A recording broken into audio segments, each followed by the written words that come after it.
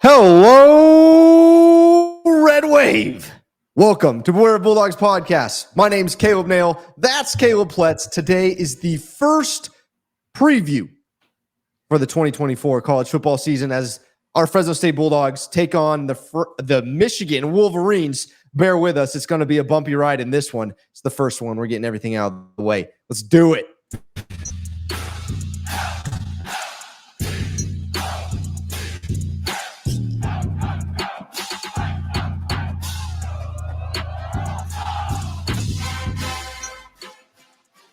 What's going on, everybody? I hope your day is off to a wonderful start or off to a wonderful end. Wherever you're listening to us, whenever you're listening to us, we thank you. We really appreciate it. We have really felt the love from the Red Wave the past couple of days.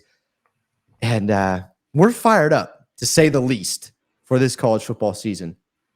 So you have just finished listening to the Get to Know with Anthony Broom. He covers Michigan for On 3. If you haven't, I recommend you go listen to that. He runs through in a quick fashion their roster, what you need to look out for on Saturday, players' names, maybe some positions that we can take advantage of, some position groups we can take advantage of. He was great. So thank you, Anthony. So now you're going to get the full preview from, and it's a full biased preview, by the way. We only talk Fresno State here, and we love Fresno State. So we're going to talk Fresno State football. We're going to quickly jump through the Michigan stuff, what we learned from Anthony. Then we're going to get to their back, Caleb. Going to make you sweat. Everybody dance now. This is the CNC Football Factory. Just so you know, this started a couple years ago. Caleb, CNC Music Factory sings the song Going to Make You Sweat, which is also known as Everybody Dance Now. So we just a little play on it. CNC Football Factory. Going to Make You Sweat. Everybody dance now. We're going to do that. We're going to get our final score predictions in.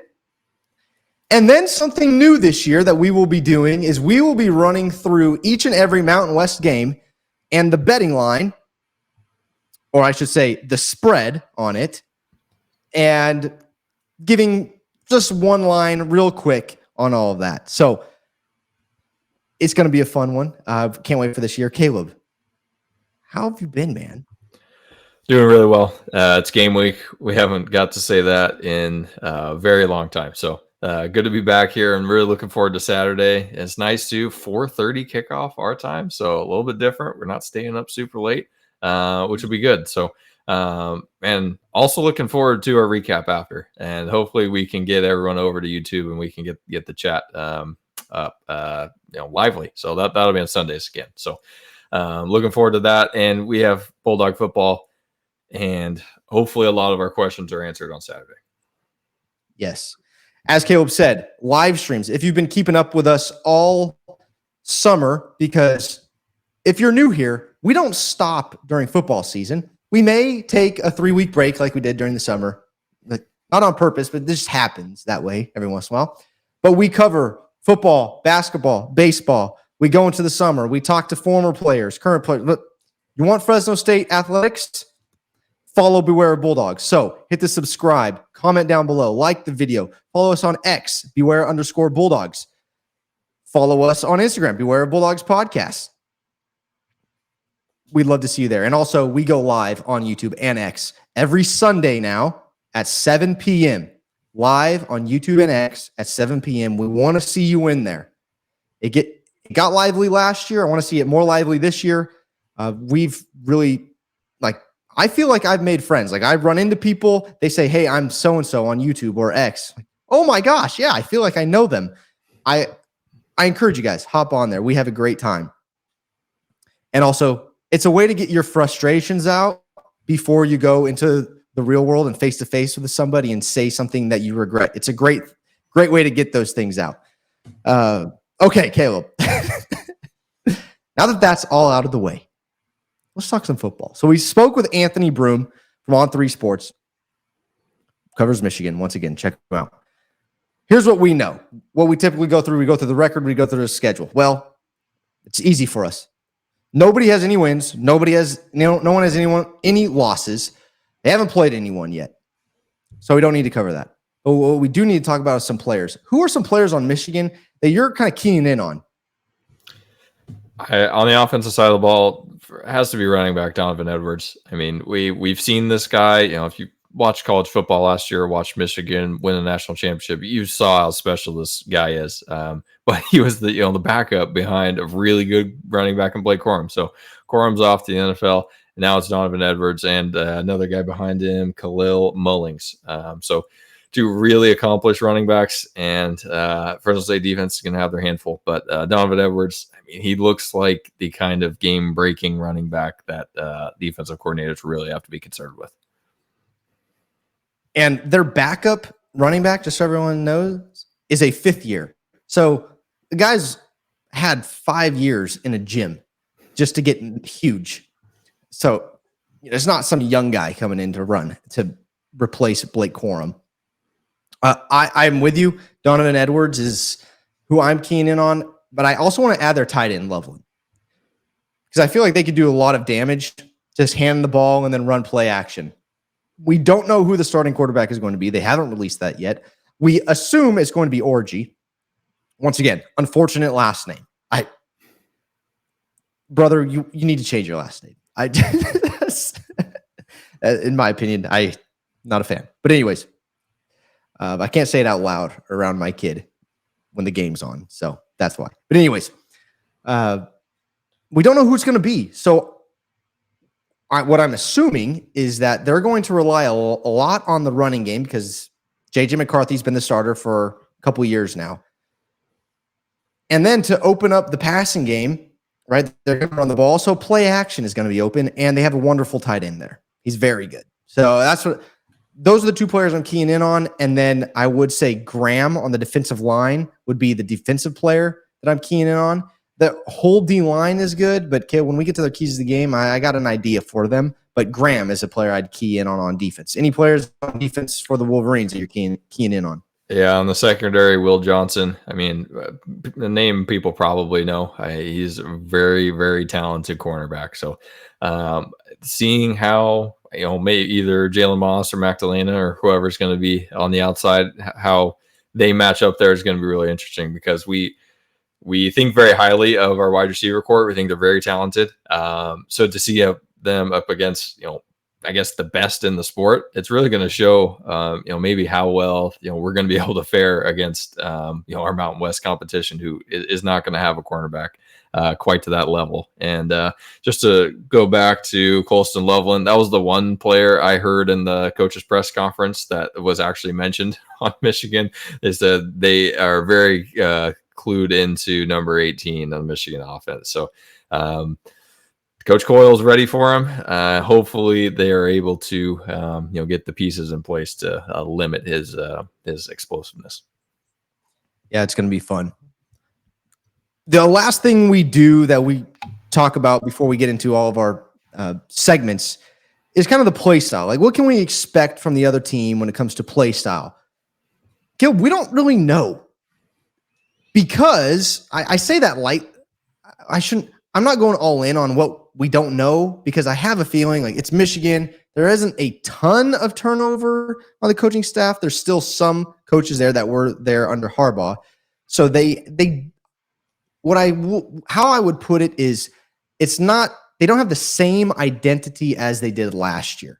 They're not going to line up and just slam it down your throat like they did Penn State, run it 30 plus times in a row. There may be different things that they do, especially with a dual threat quarterback like Orji if he gets the starting job. So I think play style is kind of open here. Anthony said there may be some read option type stuff, some design quarterback keepers. I would expect that. What are your thoughts on play style? Am I missing here, or is this something that you're thinking about as well?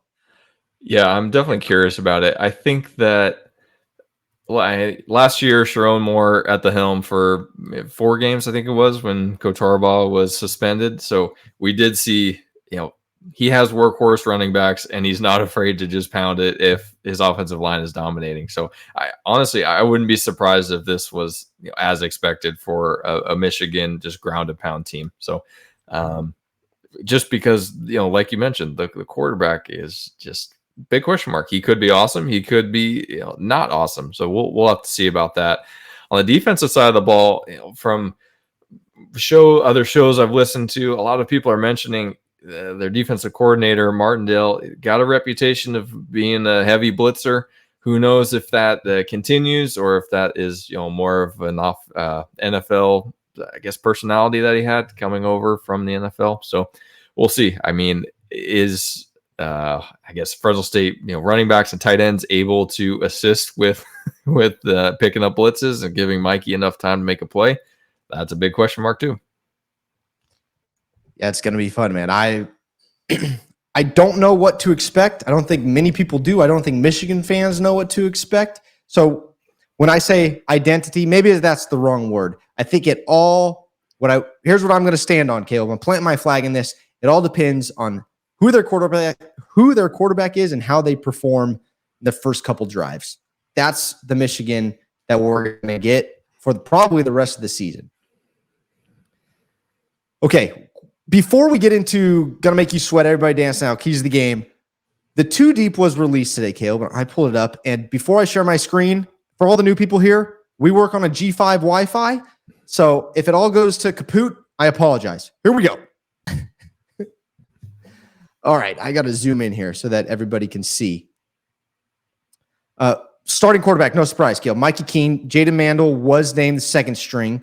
It does say or Joshua Wood, but it was said earlier by Coach McCann that Mandel is our guy at number 2. No surprises there. Mm-hmm. Oh, okay, we'll keep going. Running back, Malik Sherrod, Elijah Gillian, number 2. No surprise there. I'll get back to Malik in a second. Left tackle. Now, here's always the fun part, and every year this happens, Caleb. Torian Penwright or Kingsley Uglu. I think Penwright has the starting job right now. Uglu did get in every once in a while. He transferred from Kansas State, was here last year. Didn't play a whole lot. Did get a couple snaps. But Torian Penwright started at left tackle. Left guard, Osmar Velez. Center, Mose Vavau. Right guard, Campbell McHarg, which I think is probably the surprise if you're just tuning in to Fresno State football. You haven't heard that name before. Campbell McHarg at right guard. Right tackle, Braylon Nelson, who, Caleb, you and I got to meet and shake hands with. He's the biggest guy on the O-line. He is massive. He's massive. Thoughts on the O-line and who's highlighted on the 2 Deep? Yeah, biggest question is left tackle. Penwright, guy that's been in the program for a while and I think is consistently improved. Hopefully he is up to the task of being the blindside protector for Mikey. I think would feel much better if that was Jacob Spomer, but he's not quite back from injury yet. So Penwright has got the job right now. I'd be surprised if Ugwu was because I know it says or there. So I'd be surprised if he was in there unless there was some sort of injury to Penwright, because he just seemed like hopefully there was some big improvements in the offseason, but there was some mistakes last year from Ugwu that definitely needed to be cleaned up. Besides that, Mose, leader, captain on the offensive line, solid. And then, I was listening to the radio today, Paul Loeffler, very complimentary of Campbell McHarg, and, a guy that started at Cal Poly and then ended up here after Oregon State, I believe. So been around a little bit and a guy that's definitely been improving. And so hopefully he's able to contribute at right guard there. So, and then, like you said, Braylon Nelson, very funny, outgoing personality. So it was good to, meet him and just kind of see that side of it. So he seems to have right tackle locked down. So I feel pretty good about that. But boy, we'll see how left tackle goes. That's the biggest question mark. Yeah, to finish out the offense, wide receivers, 3 were listed: Magdalena, Shadon James, and Jalen Moss. No Josiah Freeman here, Caleb. He is injured, we've been told. He's not listed as backup, anything like that. If people are not familiar with the name Shadon James, to be honest, I don't know if I'm saying that correct. I'm guessing it's Shadon James. transfer from Idaho State, along with Raylan Sharp, the name below him, transfer from Missouri State. I think we're going to see both of those guys play. Tim Greer, obviously, and then we have Lyndon Rivera listed as well behind Magdalena. There's no surprise there, Caleb, but losing Josiah Freeman and his height, and Jalen Moss is listed at 6'1". He's not tiny, but having a 6'3" wide receiver and Josiah Freeman is always nice. It's a nice target to have on the outside. What are your thoughts on this wide receiver core? And who's to say Josiah Freeman isn't back, by the way, by Saturday? Because I haven't heard if he's actually out. I just heard that he's dealing with an injury right now. If you have more info on that. I think coaching staff mentioned in the press conference that he was week to week. So if we remember from the Tedford days, that could mean anything. It could mean he's done for the year, or it could mean he'll be back next week. So hopefully, for Freeman's sake, hope it's a quick recovery. And it seemed like a minor one. So I'd expect to see him back here soon. And being so early in the season, I don't blame him for trying to take some precautions and not rush him back. If another week or two can really help the healing, get back to full strength when conference play comes around. Tight end Jake Boust or Cameron Beecham. It just depends on what formation we run out there, I'm sure. I think that was a given. We knew those were going to be the two guys. All right, moving to defense. I think a lot of people have questions about defense. Our ends are listed as Corey Foreman or Jazon Jacks and Devo Bridges. No surprise with Corey Foreman, Jazon Jacks, and Devo. And that our D tackles, Gabriel Lightfoot and Kavika Baumgartner. I think some people may be surprised to see Baumgartner. Jacob Holmes was a name people may know. The other name, Charles Remlinger, that was not mentioned. Charles Remlinger, unfortunately, suffered a season-ending injury. Dude, I am so bummed. I know his parents and I know his dad really wanted to see him and his brother out there on the field. It kills me. I'm just cheering for him. But I will say, I'm going to look at the positive here. This gives him another year if he can get that the injury redshirt year. And then he can really play with his brother. That would be fun to watch. So no Remlinger this year. Get better soon, my friend. But let's go back to the two deep, Caleb. Devo, Baumgartner, Lightfoot, Foreman, or Jacks are listed as the starters. Anything that you would like to talk about here on defensive line? I think that defensive line there's just so frequent of substitutions for this position group, at least what we've seen with Coach Franklin in the last year or two, that all these guys are going to be getting reps. So Ezra Christensen and Jacob Holmes especially, he had a great year last year towards the end. So I would expect to see all 8 of these guys get some rotation play throughout the game. So less consequential. Maybe it's more just for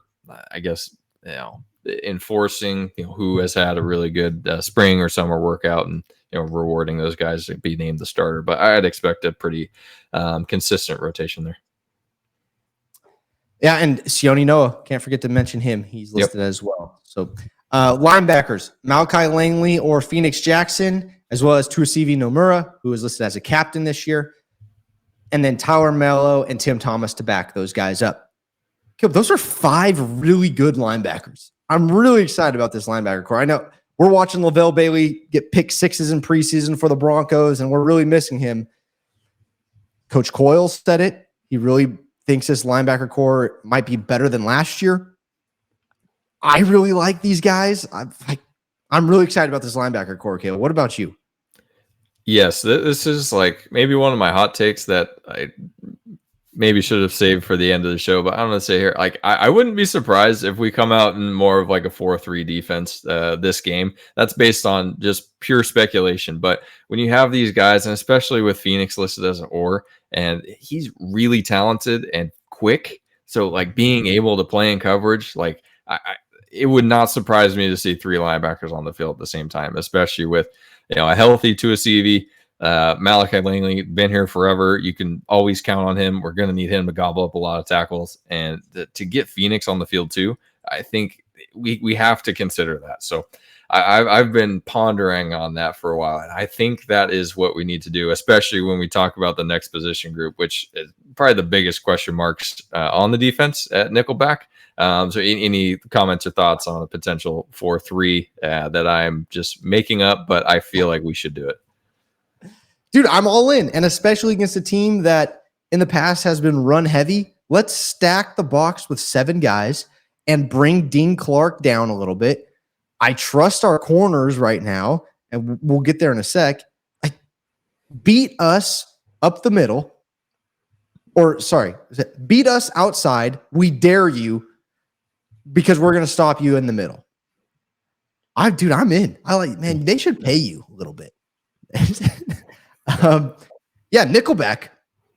RJ Reagan, the transfer, gets the starting job over and listed at number 2 is Justin Houston. We've talked about this at length, Caleb, a couple weeks ago. Who is going to be at nickelback? Or because we saw Braca there, we saw Houston there, and then they bring in through the transfer portal RJ. Who's it going to be? We didn't know. So this is a surprise to most people, as in because we just didn't know. I'm excited to see him play. I haven't seen him play. What are your thoughts on it? Yeah, hopefully he is the surprise of the defense of the year. Just a guy that didn't hear a lot about, and he becomes a just stalwart of this defense. So, and looking behind them, another guy that we did get to meet is Charlatan Charles, who is a fun guy, good personality that we met at the dinner too. So he's probably in that mix too behind Houston. Justin Houston's a guy that's been in the program a long time and just had a lot of bad luck with injury. So hopefully he's back to full strength, and he has been a really solid contributor for the Fresno State defense in the past. So hopefully, to have that depth at nickelback is going to be an asset, and hopefully Regan is a nice surprise for us this year. I wouldn't be surprised if both of them play Saturday. And not because it's a blowout and we're losing. I think there may be a quiet competition going on here. Not sure. I don't know. I haven't heard that, but I'm wondering just because I don't know. I just want to see Justin Houston get in there. I'm cheering for the kid, man. It's been unfortunate what he has had to go through. At corner, Cam Lockridge and Alzillian Hamilton. No surprise there. Backups to them, Jakari Embry and Julian Neal. Anything on the corners, Caleb? This was known at the end of last year, kind of. Who was totally? Yeah, I mean, glad to have Cam back. Alzillian, really solid player too. Julian Neal, we've heard good things about him, constantly improving over the offseason. I mean, the unknown is Embry. We haven't really seen a whole lot from him, and hopefully he doesn't have to see the field because everyone stays healthy. But I mean, there's definitely a chance he's going to have to get some rotation time in. So that's a question mark back there, just because we don't really know and haven't really seen him. Yep. Then moving on to safety, the constant Dean Clark, or the consistent Dean Clark, he's there, and Cameron Braca listed as the other safety. We were talking about, is he going to play nickel? Is he going to play safety? He's starting safety. Kosi gets the backup to Cam. Jaden Davis is the other backup. Caleb, I fell into this trap. Like we've talked so much about the linebackers and the D-line and Cam and Alzillian. I've kind of glossed over Dean. But Dean Clark is a good player. He's only gotten better from last year. I am really excited to see Dean kind of thrive in this offense. I think he can be like that missing piece that we needed. And totally, and especially a second year with Coach Coyle, and who focuses on the safeties, really, expert defensive mind, and just a second year being in the program, I think is really going to help Dean and understand all the concepts and maybe try to get Even more crazy with whatever Coyle's got cooking up. But I mean, something I just realized about these safeties is like this is the localist position group here. I mean, we have Jaden Davis, Bullard, Cameron Braca, Buchanan, and Kosi Agina Sanger. So, and then Dean Clark, Ohio. So he's definitely the outlier there. But I mean, that's just a really cool position group there, just to have so much local talent. And yeah, it's really cool. And I agree with you. A lot of the potential here for this position group to be really solid this year. The other thing, looking at this, can you imagine Dean Clark and Cameron Braca about to light you up? That is going to hurt. These guys can hit hard. They're going to be a lot of fun to watch. Moving on to special teams, Dylan Lynch, starting kicker, Nick Verdugo, or Clay Lawrence listed as the punter. Caleb, you brought something up before we clicked live about the punter. Like they actually went or with the punter. They don't want to give anything away for Michigan. That's it. I don't know. What are your thoughts on the punter?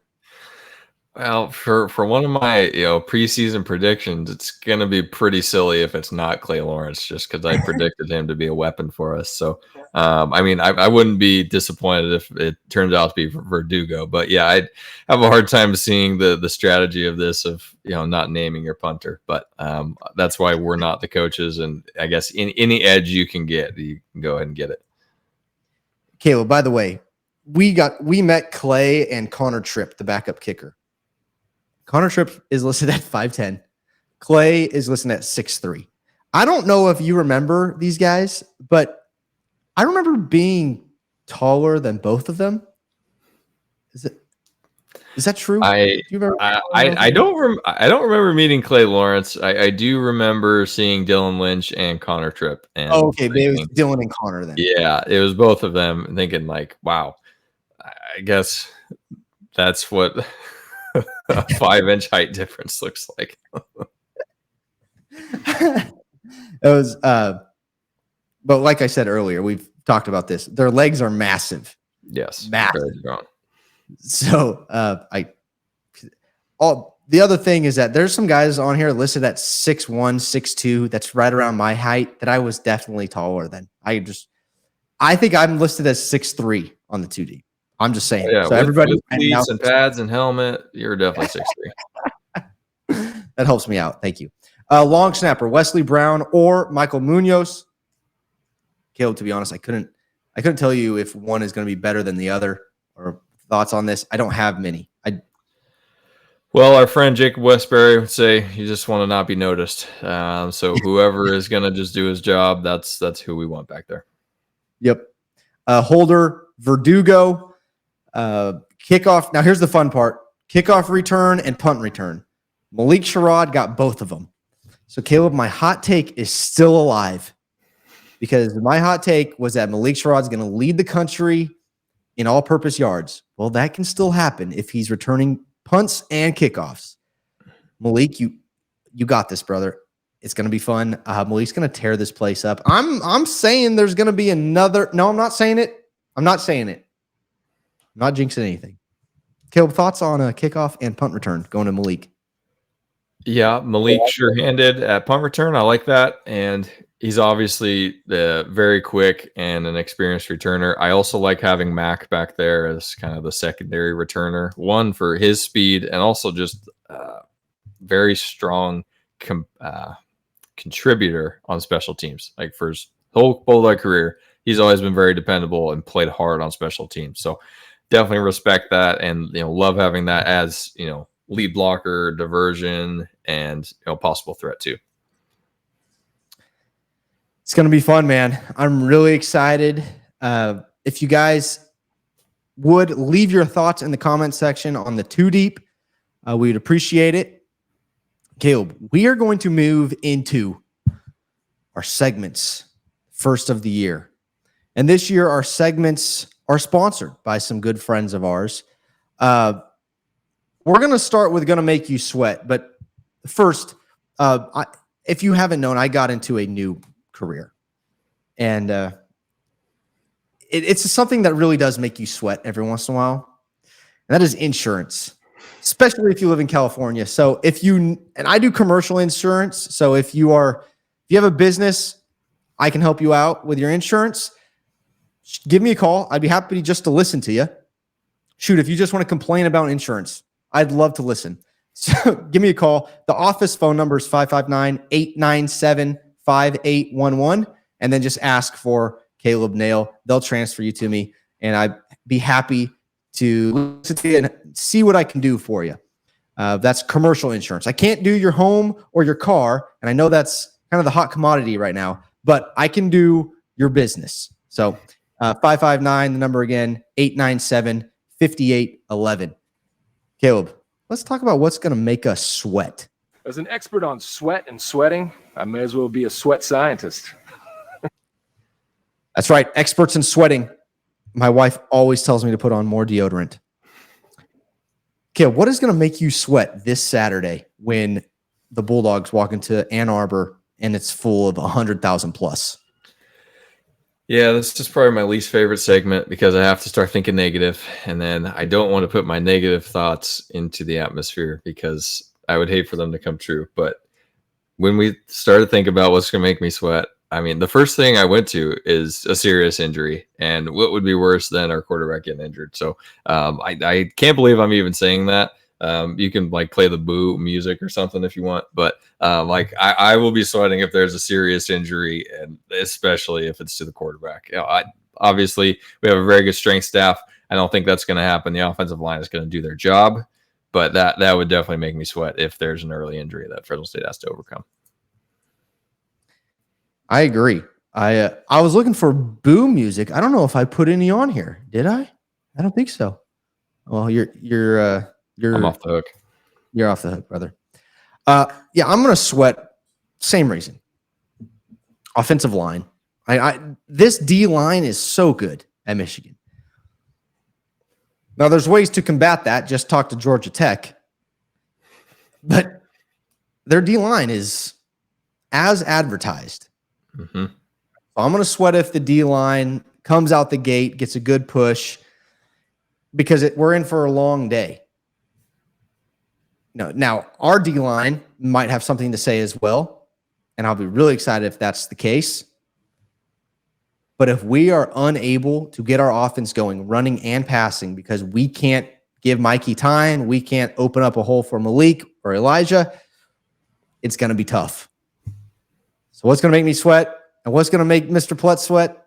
Offensive line play. Yeah. And I think we'll know pretty early on.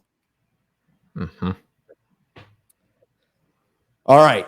Is there anything else, Caleb? I think that's really it. I think that's priority number one.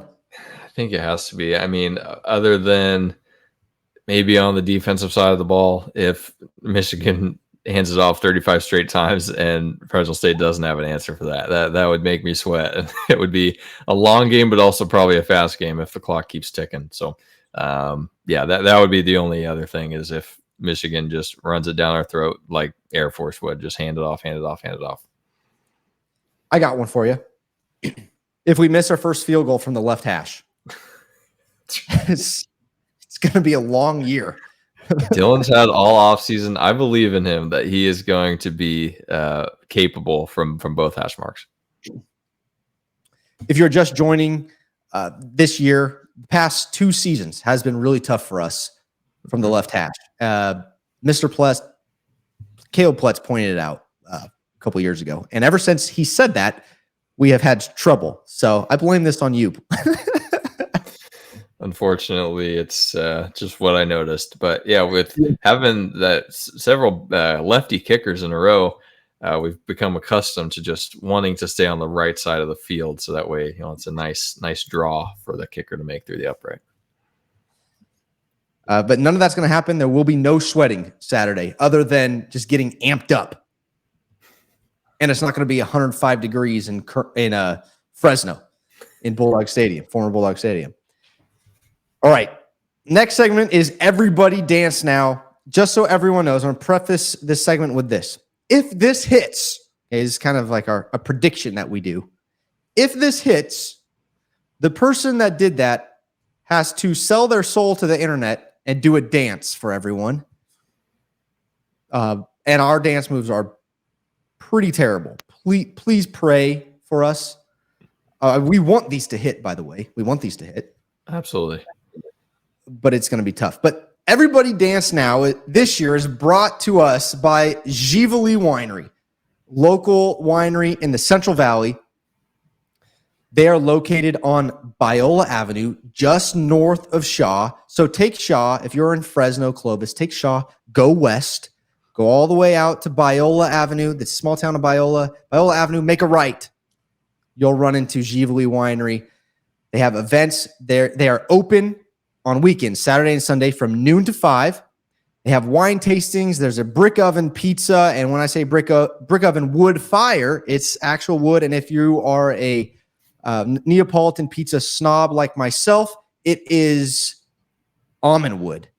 That's the fire. So it's almond wood, Neapolitan style brick oven pizza is out there as well.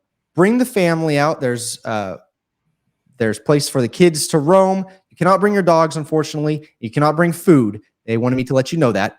But there is pizza there, and there are other dogs. The winery has dogs, and they're a lot of fun. So they are not dog friendly, so they cannot have other dogs out there. So please come out to Givoli Winery and shoot. Every once in a while, Caleb and I are out there, and let them know that we sent you. They would be happy to hear that. And who knows, you might get something. You might get some special treatment. Hopefully, they'll treat you special, anyways. But head out to Givoli Winery Saturday and Sundays, noon to 5. Everybody dance now. Everybody dance now. First of the season, Caleb. What is Fresno State going to have to do to make you dance this game? All right, I'm going to take one for halftime, and I think this is attainable. If Fresno State's leading at halftime, I am going to be dancing. So super attainable. This could definitely happen, and I could have this video on the internet, during halftime. So get the views and the clicks while everyone's on their phone. So maybe I'm going to regret saying that because I want them to be leading at the end of the game. But if Fresno State's winning at halftime, I'll be dancing. I've been going back and forth. I like that one, by the way, Caleb. I've been going back and forth on this for the past couple weeks. What am I going to do? Because last year it was easy. I went kickoff return for a touchdown every week. Mm-hmm. Played around with it every once in a while because I didn't know if I was jinxing it or not. But the week I did say that, one of the weeks I said that, it happened. So we danced our booty off. I've been thinking about sticking with that just because it's just what we do now. Like, we return kickoffs for touchdowns, and I'm scared it's going to be a long, long time until I see one again. So that's just one. I'm going to leave that. That is going to be one constant through the rest of this year. So if Malik Sherrod or Magdalena, I saw Shadon James listed on there, whoever takes one back, it could be an onside kick, a squib. We take a kickoff return or a punt return. Now, because we really need a punt return, I'm going to dance. That's for the entire season. Going out there right now. For this game, I want 2 turnovers by the defense and no turnovers by the offense. Mm-hmm. If that happens, I believe, yes, we will be up at halftime. And I think that gives us a good chance to win the game if we convert those turnovers into points. Because, I'm just being honest here, everybody. This game is going to be really hard for us. Really hard. And our best shot of doing that, of winning this game, because I don't play for close. I don't play for covering the spread. No one plays. And no one in Fresno plays for covering the spread. We leave that to other teams. We play to win the game. And so, if we force turnovers and convert off of them, there's at least, I'm saying, 10 points. We're going to score a touchdown on one of them. 10 points going our way, and then 0 turnovers. We're clean. That means, hopefully we're not punting 3 and outs, but that means we're kicking field goals. We're winning the field or why'd I go blank all of a sudden? We're winning field position. Thank you. We're winning the field position game. So that's going to be my everybody dance now. All year, kickoff, punt, return for a touchdown. And then this game, 2 turnovers by the defense. It's going to be 2 Cam Lockridge picks. He knows their girlfriends' names. Malik Sherrod does too. All these, we're ready for them. Cam Lockridge, 2 picks. And maybe even like Corey Foreman strip sack. There's 3, but I'm just going with 2. Okay. There's my everybody dance now, Caleb. I like yours. I would love to see you dance week 1. What is your go-to dance move? I think everyone's just going to have to wait on the edge of their seat to find out. But, throwing the sprinkler or just anything from the movie Hitch. I mean, that's pretty much how I learned how to dance. So Same.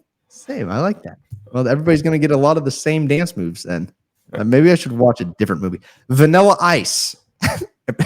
Ice Baby. Good dance moves in there. For a white guy, that's what I go watch. So maybe I should watch MC Hammer. There we go. All right.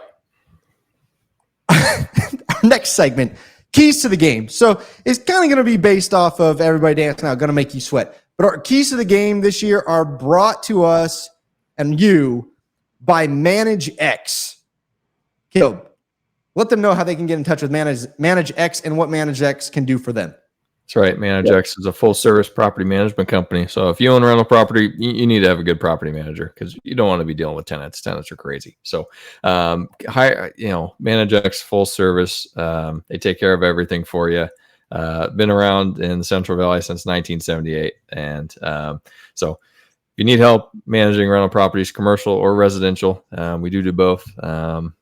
Go to the website, managex.net. You can fill out a info form there, and we can get in touch with you. So that's managex.net. And keys to the game.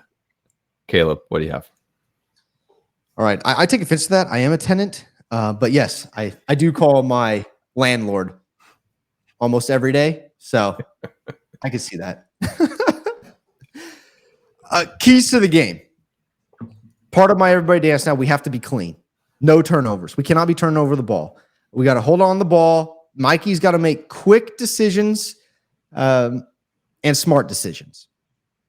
But above all else, our O-line has to have chemistry. They have to be strong.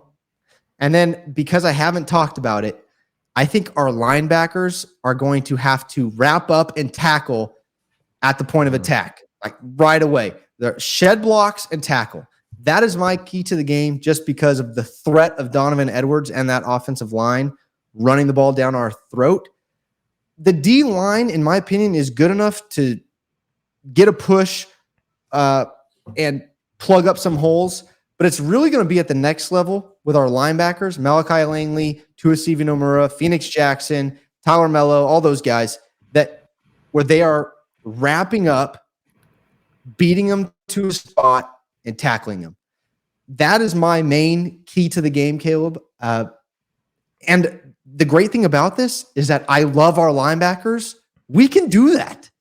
That's big time. Force them to throw the ball at Cam Lockridge because he's going to have 2 picks. Totally. Yeah. Very, very good point about tackling. That is important and maybe something we overlook often. That is a pretty important part of football. I got a couple, kind of same vein. Make Michigan throw the ball. We know that their running game is really good. So put 7 in the box and let's trust our DBs to handle one-on-one and let's make them throw it. And I think we can have some advantage there. So make them throw. And then on the offense, how is Pat McCann going to elevate his game as a play caller? We had some really strong games last year and then some calls that I think he wants back. He mentioned in the press conference that he's going to be calling plays on the field this year. So a little bit different. Nowadays most OCs are in the booth and trying to get the bird's eye view to call the plays. He's going to be on the field. So that's going to be a bit of a challenge, I think, because maybe not seeing the whole picture. Who knows? Maybe better communication. So maybe some pros and cons there. That's not really a key. So the key is Malik Sherrod. I think he needs at least 200 all-purpose yards on the ground. He needs to be a big factor in this offense. And so I think if he has 200 all-purpose yards, that puts Fresno State in a really good position to be competitive. I like that. The last thing I'll say about keys to the game, I don't know if you watched week 1 or week 0, and we're going to talk about it in a sec, some of our reactions to week 0, but Georgia Tech dominated on the ground against Florida State. And Florida State had, now it may have been self-proclaimed, but had a very good defensive line, self-proclaimed, quotes. Okay. Top defensive line in the country. They dominated. And one of the ways they did that was a lot of pre-snap motion.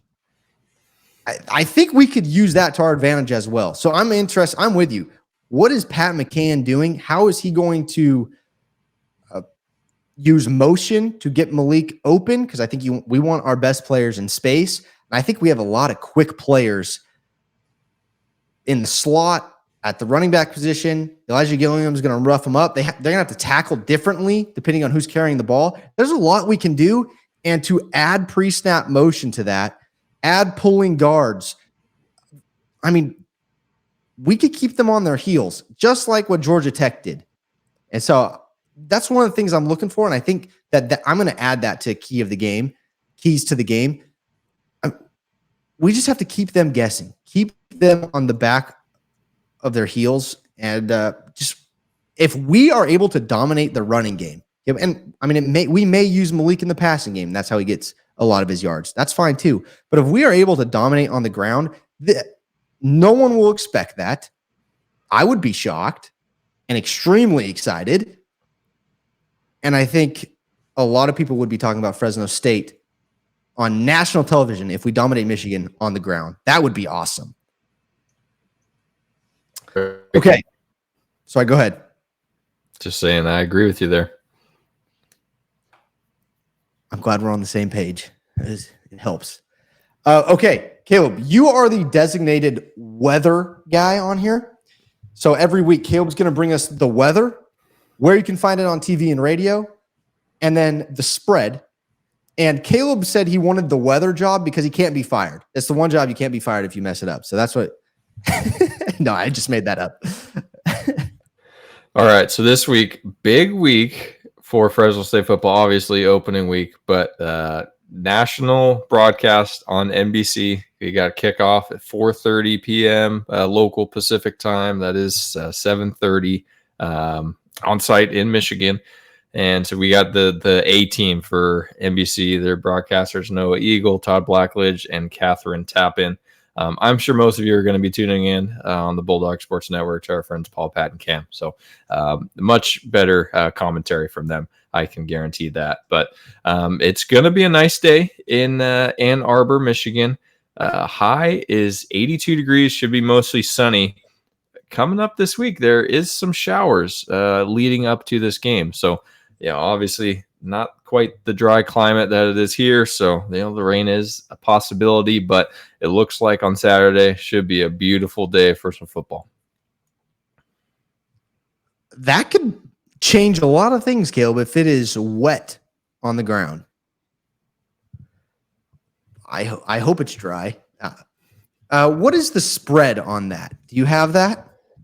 Oh, I think I had it before. Michigan is favored by 21.5 points, and I believe the over-under total 45.5 last I checked. So with a 21.5 point underdog in Fresno State, 45.5 over-under, they're not picking us to score a whole lot of points. And neither is anyone else in the country. The most I have seen / heard is Anthony Broom on our Get to Know. He picked Fresno State to score 13 points. Caleb, would you give us your final score prediction for Fresno State at Michigan? Gladly. All right. So we did our, preseason pick every game, and I picked this as a loss for Fresno State. But upon reflection, what am I doing here? Obviously, I think Fresno State's going to win this game. So it's going to be a crazy game. Fresno State's going to pull this one out 23-22. And it's going to come down to field goals. And we have experienced Dylan Lynch, and he's going to knock them through when it counts. So I know I picked this as a loss for Fresno State in our season wins total, but I got a feeling something special might happen here. And why not? It's the first game of the year. We need to be optimistic here. So win for Fresno State 23-22. I like that. And what I have written down is 26-24 Michigan. But because you said that, We win 27-26. We're down 24-26. We kick a field goal to win the game at the buzzer. How about that? Let's go.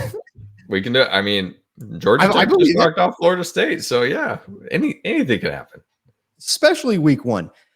Okay, let's go back to a conversation we had, was it a week ago? Maybe 2 weeks ago. But we talked about what would you be okay with? Okay, let's just say that Fresno loses. Okay, what would you say? And a loss is never good. But I think there's a way to show the rest of the country that, hey, watch out for Fresno State. So if we were to lose, what would you be okay with? What would that score look like? Probably losing by maybe 2 scores, so 10 to 14 points. And, maybe keeping the game close for maybe 3.5 quarters. And then Michigan scores, 1 or 2 late to kind of pull away and make the score look a little bit more impressive than it actually is. I agree. I would love to score more than 2 touchdowns in this game. Mm-hmm. Just because I always tend to get a little frustrated if we don't score more than 2 touchdowns. So I'd love to score more than 2 touchdowns. So I'm thinking if we lose 21-35, I'm happy. I'm with you. 2-score game. I would be okay with that. I can live with that. Yep. Now, once again, we're not playing for a loss here. We don't play to cover the spread. We play to win the game. And that's what we're going to do. All right, Caleb, let's run through the Mountain West for week 1. Actually, I want to run through week 0 really quick because Mountain West did play 3 games. New Mexico lost to Montana State in ultimate choke fashion. Nevada lost to SMU in another choke fashion. Both of them choked. It was bad. And then Hawaii, I would say, underperformed against Delaware State. So I don't know if you know this, Caleb, but I do a pod every Monday, Wednesday, and Friday early in the morning called Nailed It Sports. And I talked about this morning. Yes, these are the 3 bottom teams other than San Jose State. I would throw San Jose State into this mix. So I was not expecting much. And by the way, I did go 4-0 in week 0. Just so you know, I picked Georgia Tech to win. And I picked against those 2 Mountain West teams that lost. But I was cheering for them. What is your initial reaction to the choke job by New Mexico and Nevada? And then, in my opinion, Hawaii not performing like they should have?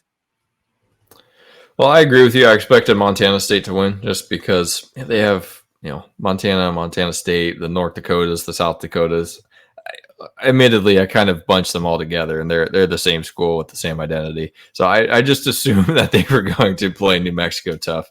And so they came back in the end, so credit to them. I think Nevada was more competitive than I thought they would be. I expected them to get blown out. So the fact that they did keep it close, even though they did kind of give it up, I think that's a positive for Nevada. And maybe they're going to be a little feistier than we expected this year. And then for Hawaii, and you never know what's going to happen on the island. I think the weather was probably crazy, and who knows how the crowd was and anything. So I think they should just be happy with the win. They won by 3 touchdowns, and that's probably good enough. They were favored by way too much, but yes. That's why we don't actually gamble with our own money. So please do not take our advice. So yeah, overall, not too crazy with what happened. I think, like you said, these are probably the bottom teams of the conference this year. Yeah, I don't gamble with my own money, but if you'd like to give me money, I will gamble with your money. That's okay. Yeah, does this hurt or not change any minds about the Mountain West? Does this hurt the Mountain West perception out there, or does it kind of people just gloss over it? Yeah, I don't think most casual fans are paying too much attention to the Mountain West, but if anything, I think Nevada keeping it close to SMU probably helps and maybe hurts their perception in the ACC. Like, oh, what? Why are they joining this conference? Do they really belong there? I agree with that. I think SMU was way overhyped. I think this kind of does hurt the Mountain West perception, especially when the committee sits down and they're talking about Fresno State after our undefeated season. Like, they really didn't beat anyone. and Liberty's also undefeated. We're going to go and now, granted, their schedule's absolutely terrible, but I guess let's just say we lose to Michigan and then beat everybody else.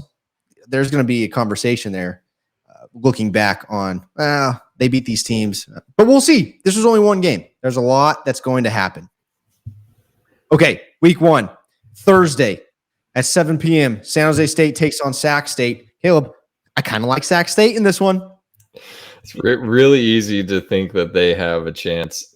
It's a solid program. San Jose State, a lot of question marks there. What kind of offense are they going to be running? Who are their important pieces there?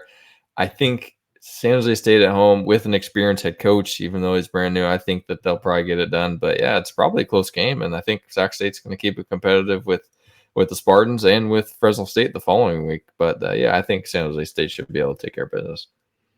They're not a sponsor, but I'm looking at FanDuel. It opened at 7.5. San Jose State, 7.5 point favorite, is now moved to San Jose State minus 3.5. I would have taken the 7.5 Sac State. Now I'm thinking I'm going to stay away from that. Colorado State gets Texas. And Texas is favored by 32.5. That is a lot of points. I think I would take Colorado State to cover in this one. It opened at 35.5, by the way. It's now at 32.5 to Texas. I think I'm going to take Colorado State to cover, but Texas wins. I agree. That number seems a little disrespectful, but Texas should be really good this year. Really good quarterbacks. But Colorado State is also much improved. I think I agree with you. I'll take the points. Air Force plays Merrimack. They win that game. There is no line on. There is no spread on that right now. So I think you and I both agree. Air Force defeats Merrimack. If they lose, we can talk about. I think we can chalk that W up. I'm just kidding. 1-0. Boise State plays Georgia Southern. Boise State opened as a 10.5 point favorite. It has now moved in favor of Boise to 12.5. So they are a 12.5 point favorite on FanDuel. I don't know what to think about Boise yet. I like this team. They're going to be pretty good, but Georgia Southern, they run that spread look. They throw the ball over the field. They're going to turn the ball over a lot, and so make 2 touchdowns is. I would probably take Boise minus 12.5. But if their defense struggles, and usually week 1 defenses do struggle. I mean, everybody struggles week 1, but if Georgia State gets a couple of big plays here and there, this game's close, Caleb, but I am going to take Boise minus 12.5. Yeah, I think considering this is a home game for Georgia Southern, I think that I probably give them a little bit more chance here. And I don't think Boise's defense is going to be that good this year. I think I will take Georgia Southern to cover that. Okay. This surprised me when I saw this. UNLV plays Houston. Houston is it opened as Houston 3.5 favorite, then has moved to Houston being a 2.5 point favorite. So once it gets under 3, Caleb, I don't touch it. But UNLV is a good team. I don't know much about Houston. I think, did they lose their head coach? Yeah, they fired him, and their new coach, I can't remember who he is, but he was highly regarded when he came in. So, but new coach, new program, and they just lost one of their associate athletic directors too. So that's got to be debilitating for that program. I'm going to take UNLV here. I agree. Yeah, I think that if UNLV is cracked up to what they are supposed to be in preseason polls, then they should handle Houston. Nevada plays Troy. Nevada is a 9.5 point dog in this one. After what you saw against SMU, does that change your mind? It kind of does. I think that from what I've heard from the national shows, Troy's rebuilding, and Nevada looked competent. And I think that if they're getting whatever the number was, 8.5 or somewhere around there, 9.5. 9.5. Wow, I'll take the points with Nevada. It opened at they opened as 16.5 point underdogs. It's now moved to 9.5. So that's a big jump. I hope you got in at 16.5. That would have been nice. But yeah, I still think Nevada and that line, I bet you that spread moved after the SMU game. But I'll take Nevada at plus 9.5. Hawaii gets UCLA. Hawaii is a 14.5 point dog. I think their defense is really going to struggle against UCLA. They have some really good wide receivers. Can Shager keep up with the UCLA wide receivers and score a bunch of points? I don't know. I think I'm going to take UCLA to cover the 14.5 in this one. I wasn't impressed with them against Delaware State. Yeah, I didn't watch any of Hawaii, so I don't have any of that information clouding my judgment. I am so down on UCLA this year. They're going to be the worst team in the Big Ten. So I think Hawaii has a chance to win this game. So I will take the points, and I think Hawaii has a chance to win at home. I mean that's a tough travel for any team going to the islands. Okay, I'll take UCLA to win. You're changing my mind. UCLA to win, but Hawaii covers. How about that? Opened at 15.5 point underdogs for to Hawaii, by the way. Fresno State, Michigan. We talked about that. Utah State plays Robert Morris. They are 31.5 point favorites in this.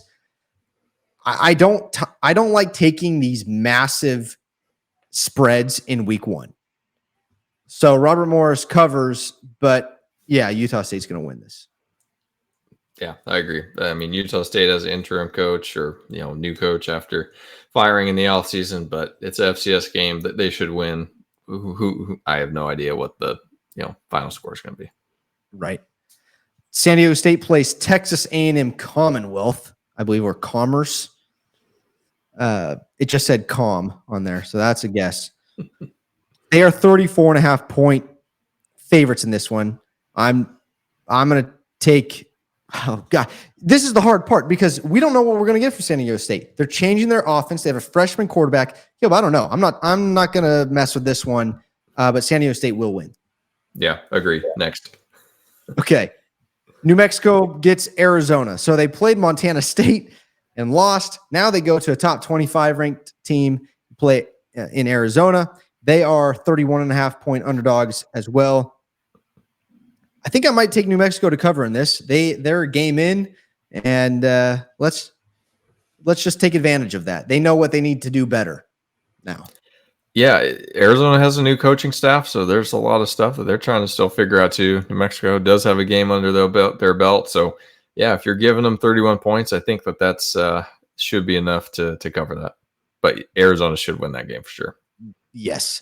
And last but not least, Wyoming plays Arizona State. Wyoming is a 6.5 point underdog. I like Wyoming in this one. The experienced quarterback, the toughness of Wyoming defense, and the culture on that football team. I'm taking Wyoming to beat Arizona State. I'm going to take the Devils. It's first game of the year, so they aren't completely ravaged by injury like they were last year when the Dogs played them. So I think at home and, a touchdown, they should be able to cover that. All right, that is your Mountain West preview. We will do that every week. We'll see how we do. I'm probably not well. But last but not least, we got to shout out our listeners. Caleb, this is a new thing we're doing as well. So one of the fun things that this shows us on this website is the geographic location of our listeners. So, of course, United States number 1. I'm going to show the top 5 every week, see if it changes. Then 2 through 5, Spain, Germany, Canada, and the UK. We have listeners all over the world. And then state-wise, California is obviously number 1. It should stay that way, by the way, unless all you guys move. Texas, Washington, Virginia, and Oklahoma.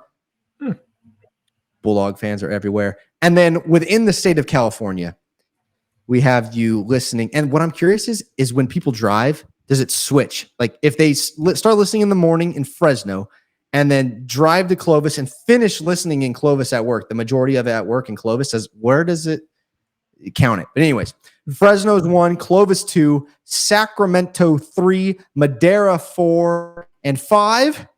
Kerman. Way to represent, Kerman. Let's go. How about that? San Jose. that must be my family. All right. Thank you. Thank you, everyone in Kerman. Appreciate it. So there you go. That's and United States. We just need to hold off Spain, but Coming in hot though for their love of the real football. All right, everybody. I hope you're having a wonderful week. It's only going to get better when the Fresno State Bulldogs knock in a last-second field goal for the win. You heard it here first. Caleb, I appreciate it. It's going to get crazy. So just so you guys know, this is going to come out on Wednesday. Today's Monday. It's coming out Wednesday. We have guest appearances on a couple shows. So Caleb, you are going to be on the Big Mountain Pod.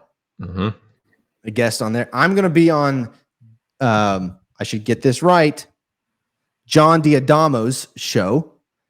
So you guys could check those. That is College Football Michigan. That's his show. So I'm going to be on that show. And then we also are going to have a Twitter space with a bunch of Michigan people on Wednesday at 6. Caleb, you are just finding out about this right now. I am. Maybe, yeah. So I'm going to be on there, Caleb. You are more than welcome to join. And I don't know if they're going to roast us or what. They said they want to get to know the Fresno State team. So we're going to need all of your help in that Twitter space. And please go support these guys. They have supported us. A Big Mountain Pod tunes in for our live stream. So now they're inviting us on their pod. They're good guys. So go support them. Subscribe. They talk Big Ten and Mountain West. They're good guys. So, and then we're going to need your help in the Twitter space. So be on the lookout for that. I tweeted about it on Beware Bulldogs. You can set a reminder there. Beware_Bulldogs on X. All right. Caleb, that does it. Anything else? Go Dogs, beat Michigan. Let's go. I have a new ending, everyone, for this year. I'm a follower of Jesus. That's what I do. That's my daily. So to end it, I just want to tell you that for God so loved the world, he gave his only son, that whoever believes in him will not perish, but have eternal life. I appreciate you guys, all your support and love throughout this year. This is going to be a great football season. Go Dogs! Go Dogs.